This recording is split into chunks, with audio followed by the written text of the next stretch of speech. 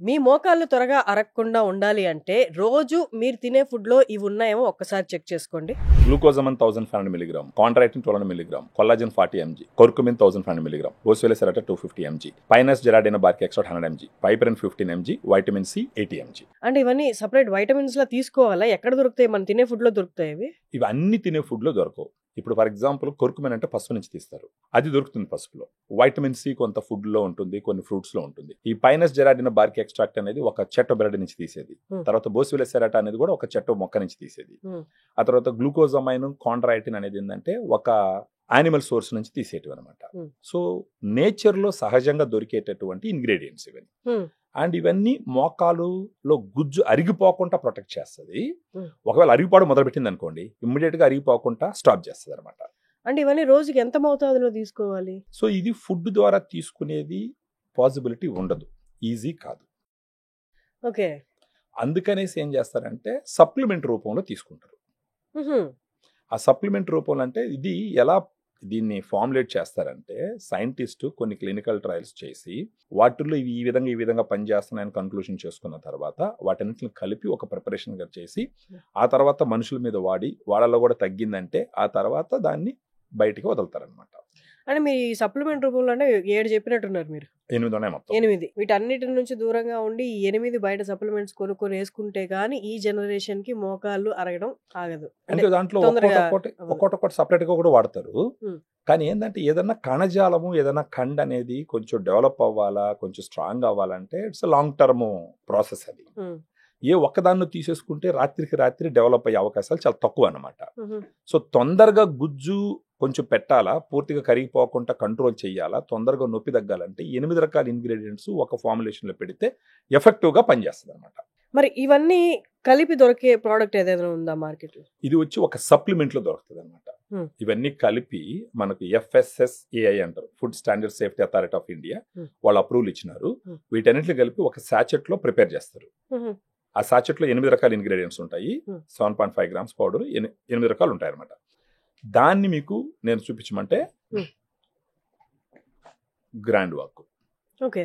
దీంట్లో సాచెట్స్ ఉంటాయి. ఇప్పుడు మీరు చూసినారు అనుకోండి, దీంట్లో ఇదిగోండి, ఇది గ్రాండ్ వాక్ సాచెట్. దీంట్లో 7.5 grams పౌడర్ ఉంటుంది.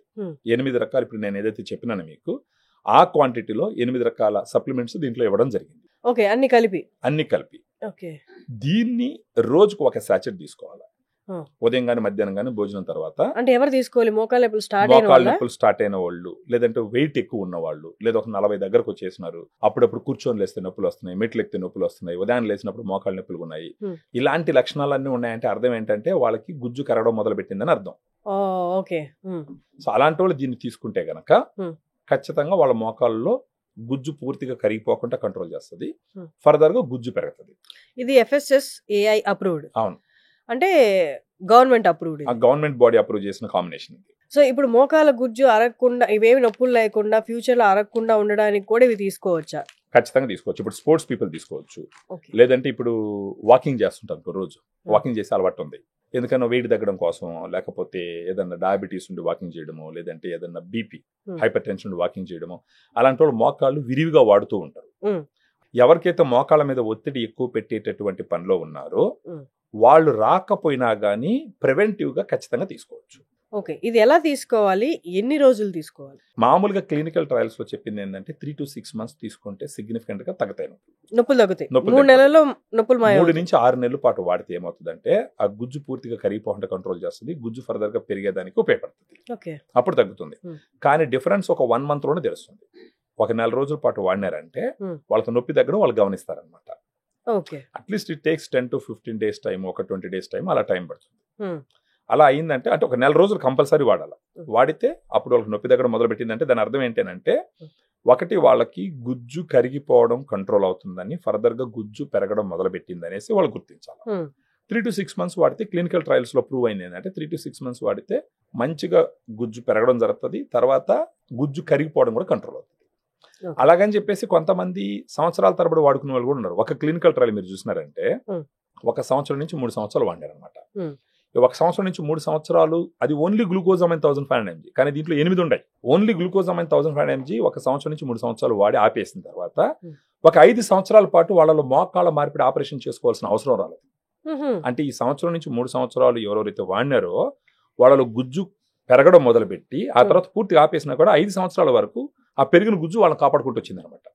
ఒక 5 సంవత్సరాల తర్వాత వాళ్ళ మోకాళ్ళ మార్పిడి ఆపరేషన్ చేయించుకోవాల్సిన అవసరం పడింది అనమాట. ఇప్పుడు కొంతమంది ఏం చేస్తారు, వాళ్ళు వాడుతూ ఉంటారు. ఇప్పుడు ఫర్ ఎగ్జాంపుల్ ఒక 50 సంవత్సరాలు వచ్చింది అనుకోండి, రోజు వాడుతూ ఉంటారు. ఒక 10 సంవత్సరాలు వాడి, ఫర్ ఎగ్జాంపుల్ అనుకో 10 సంవత్సరాలు వాడినారు, తర్వాత ఆపేసినారు. బహుశా అక్కడి నుంచి ఇంకొక 5 సంవత్సరాలు 7 సంవత్సరాలు మోకాళ్ళ మార్పిడి ఆపరేషన్ చేసుకోవాల్సిన అవసరం పడకపోవచ్చు. ఈ లోపల కొన్ని ఎక్సర్సైజెస్ తర్వాత వాళ్ళు కొంచెం డిసిప్లిన్ తీసుకొచ్చినారంటే అసలు మోకాళ్ళ మార్పిడి అవసరం లేకుండానే పోవచ్చు. మామూలుగా వాడలేదనుకోండి, మోకాళ్ళ నొప్పులు ఇందాక మనం అనుకున్నట్టు ఆ సింటమ్స్ వచ్చి మోకాళ్ళ నొప్పులు రావడం మొదలు పెట్టింది అనుకోండి, మామూలుగా ఇది వాడలేదనుకోండి 2-3 సంవత్సరాలు పూర్తిగా కరిగిపోయేదానికి అవకాశాలు ఉంటాయి. ఒకసారి పూర్తిగా గుజ్జు కరిగిపోయిందంటే అప్పుడు ఆపరేషన్ ఒకటే సరే, వేరే మార్గం ఉండదు.